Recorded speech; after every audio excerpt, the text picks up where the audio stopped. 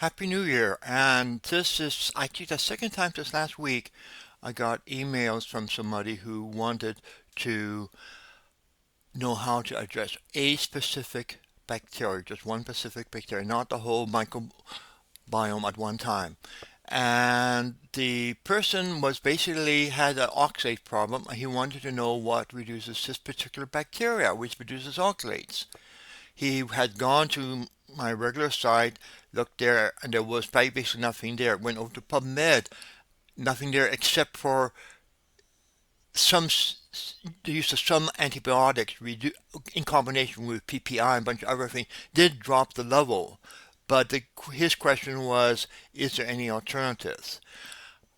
Here we end up in the lovely space of not having studies to do things, which means we go to our fallback method, which is we make use of bacteria associations. That is, finding out what bacteria increases with other bacteria or decreases with other bacteria, which is a inference, not as good as a clinical study, but we have a massive amount of information using that, far more than the total sum of all clinical study. In other words, we have a thick amount of data to work from here rather than light. So I went over there and I went and took a look, and lo and behold, um, actually let's check it from the top. So the site is r squared. Give me a second. I'll move it down. Site is r squared microbiomeprescription.com, and what I would do is I just type in what I'm looking for, and it would list. Okay, one second. Oh, there's a typo somewhere in the. Okay, one second. Okay, I correct the spelling. Something to always watch for, double check, take whatever, if you don't find it, check the bacteria you have and do a search for it, and you may discover that you have an incorrect spelling somewhere in there, which of course is going to result in nothing found. Okay, here we have actually there is a specific strain and there is a general species. So we're going to just click here and look at the species.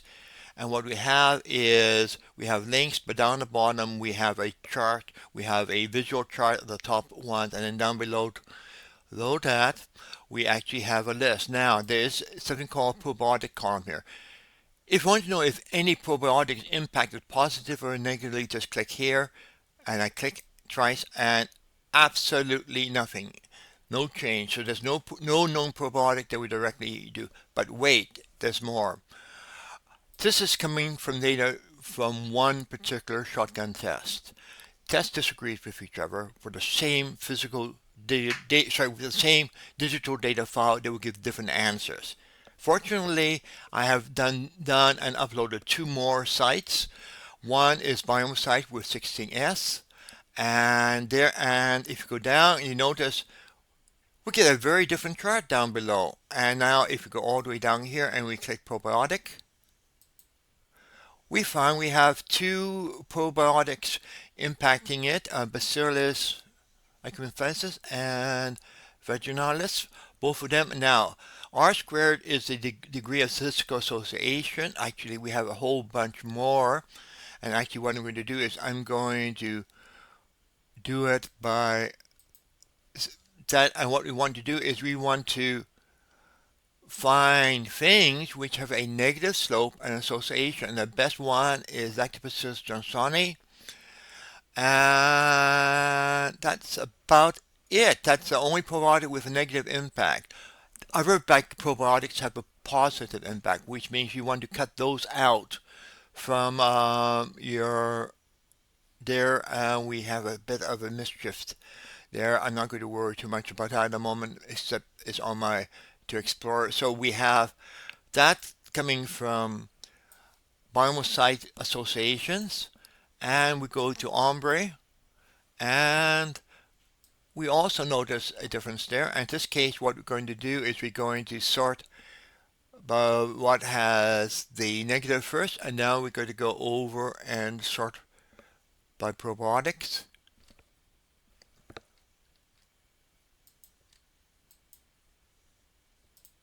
And there we go. And we have only one probiotic with a positive effect, which is Lactobacillus avinicus.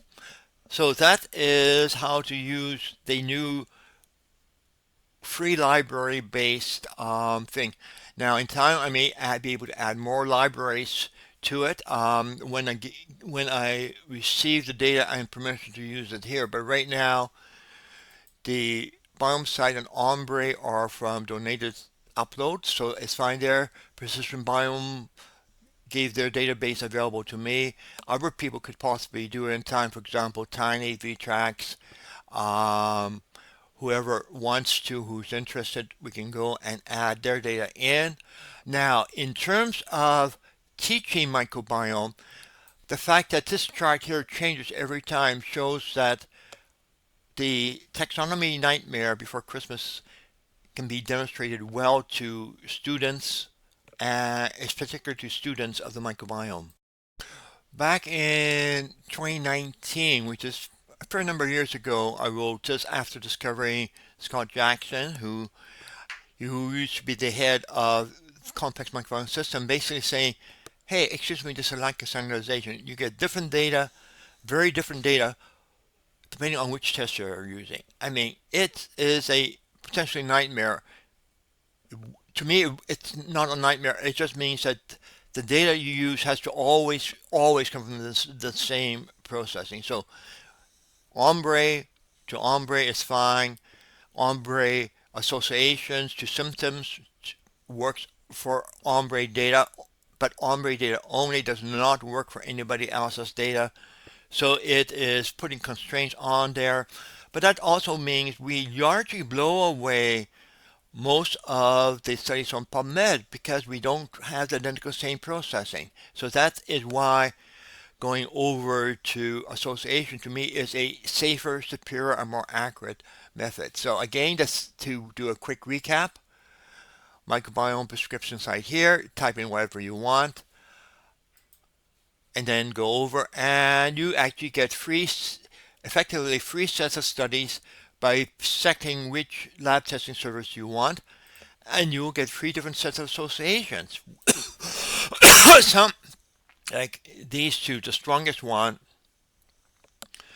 are like the linea here, may carry over from one to the other, but if you go over to another one, and let's go down here, and Galicia almost disappears because how it identifies that is different than how Ombre does it. And over to Shotgun, I go down here.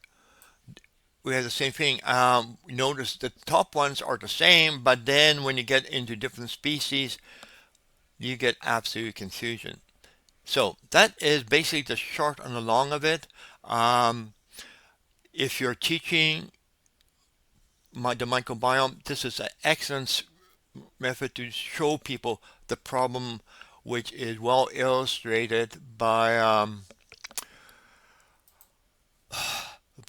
Scott Jackson complaint about non-standardization. But wait, NIST stands for National Institute of Standard Technology. That's the U.S. government standards group for how things are done. And basically it's saying, excuse me, microbiome testing is totally jacked. And I talked to Scott maybe 2 months ago, same situation. It is totally jacked. You have to work everything, which is why we end up having to build database which are test specific, and we can work with that. Okay, have a good new year, and there's probably more stuff coming, but that should be it for the moment.